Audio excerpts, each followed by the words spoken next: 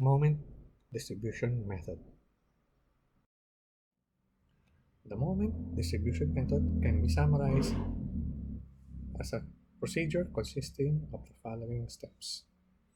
The first step is we lock all the joints such that there will be no rotation. To lock all the joints, we use the fixed end moments. Second, we release the joint so that rotation will occur. To release the joint, we determine the unbalanced moment at that joint due to the fixed end moments. Third step, we apply the distributed or a balancing moment, and this moment is applied opposite in direction to the unbalanced moment in step number 2. The balancing moment is distributed for each member depending on the distribution factor of that member. Step 4, when you apply a moment at the member, a carryover moment will be induced at the other end by applying the carryover factor, which is equal to 1/2. Steps 4 and 3 are repeated until several cycles or until the distribution moments become negligible or small. After step 5, we can now determine the end moments, which are the same moments we derive in the slope deflection method.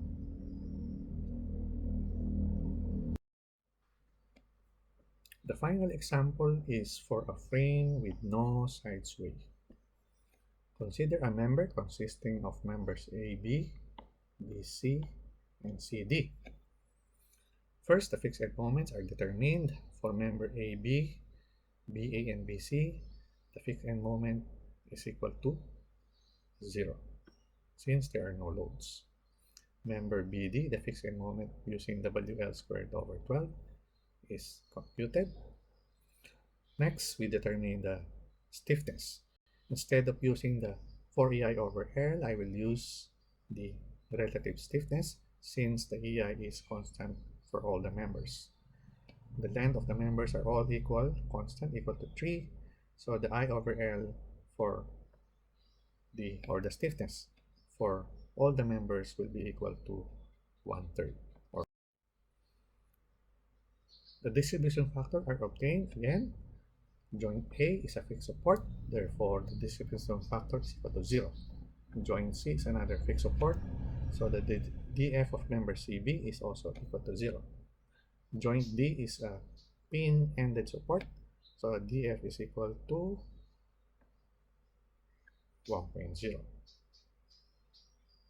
And for BD, for BA, BC, and BD, we apply the definition of the DF, wherein for BC, this is for BC, the stiffness factor for BC is the stiffness of BC and the sum of the stiffnesses connected to joint B. So you will get 1/3 for BC, 1/3 for BA, and 1/3 also for BD. This means that if you apply a moment at joint B, member BA, BC, and BD will carry 1/3 of that moment. This is now the table for the application of the moment distribution method. We have 4 joints, A, B, C, and D. Now the difference between a beam and a frame is that for a frame, it is possible that a joint will be connected to 3 members like in BA. For joint B, BA, BC, and BD. Stiffness we already computed. The DF we already computed. The fixed end moments only available only for member BD and DB using WL squared over 12. We balance again. This is equal to 0 because this is a fixed support. Again, this is also 0, fixed support. And for joint B, the unbalanced moment is 0 plus 0 minus 48.75. So apply the negative value, 48.75 multiplied by 0.33 for each, and you will get the balancing moment of 16.25. And for joint member DB, since this is a free end in support, you simply apply the negative or the opposite moment. You carry over moment, take note, AB will go to BA, BA will go to AB. And take note here, BC will go to CB. And then BD, 1/2 will go to DB. And for DB, 1/2 will go to BD. And for CB, 1/2 will go to BC.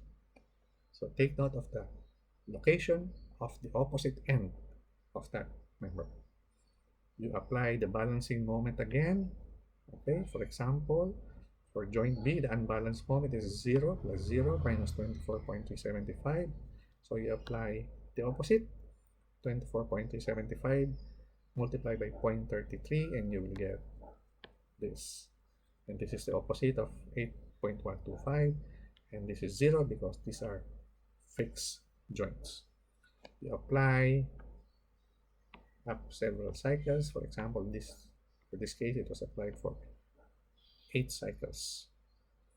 And then you can take the sum of the moments in this column to get the moment at AB, for this column to get the moment for BA, for this column, up to from, we get 0, and then similarly for the other members, you will get 10 moments. One check is at joint B, there are 3 moments, MBA plus MBC plus MBD should give you a value equal to 0. So these are the final end moments of our frame using the moment distribution method, a frame with no side sway.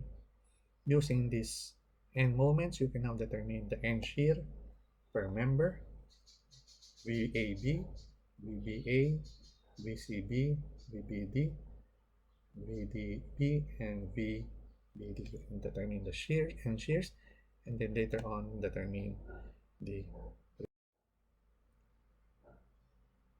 These are video tutorials. If you want to learn more about moment distribution method, these are some suggested links for tutorials. And if you want to automate the moment distribution method specifically for your problem set, you can watch this video.